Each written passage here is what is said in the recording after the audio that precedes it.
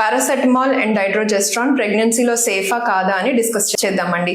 First వచ్చేసరికి paracetamol is very much safest in pregnancy అనమాట. At the same time most కామన్గా use చేసే medicine కూడాను లైక్ హెడేక్ అయినా లేదు అని అంటే బ్యాక్ ఏక్ దేనికి కూడాను కామన్గా యూస్ చేసే మెడిసిన్ పారాసెటమాల్. ఇది సేఫే, దీనికి ఏదైనా వాడితే సైడ్ ఎఫెక్ట్స్ ఉంటాయా లేదా అని మాత్రం వరి అవ్వద్దు. బట్ పారాసెటమాల్ కానీ ఏ మెడిసిన్ అయినా ప్రొలాంగ్గా డాక్టర్ అడ్వైస్ లేకుండా యూస్ చేయడం అన్నది కరెక్ట్ కాదు.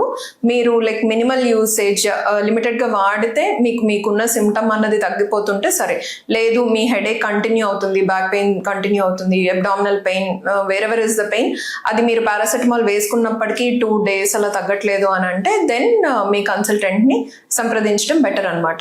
నెక్స్ట్ కమింగ్ టు డైడ్రోజెస్ట్రాన్ అనేది ప్రొజెస్ట్రాన్ మెడికేషన్ అండి.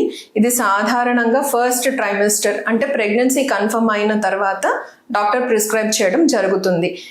ఎవరిలో యూజ్ చేస్తారు అని అంటే రొటీన్గా అందరి పేషెంట్స్లో కూడాను ఫస్ట్ ట్రైమెస్టర్లో పాజిటివ్ అవ్వగానే ప్రెగ్నెన్సీ సపోర్ట్కి యూజ్ చేస్తాం అనమాట. 10 milligrams twice or thrice daily.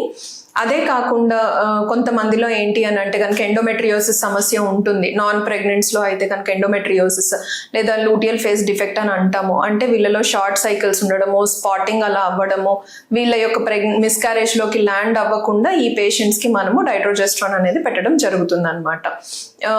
Side effects డైడ్రోజెస్ట్రాన్కి ఏమీ అంతేమి ఉండవండి. సో మీ డాక్టర్ ప్రిస్క్రైబ్ చేసిన మేరకు డైడ్రోజెస్ట్రాన్ కానీ పారాసెటమాల్ కానీ యూజ్ చేసినంత వరకు there is no issue. Thank you.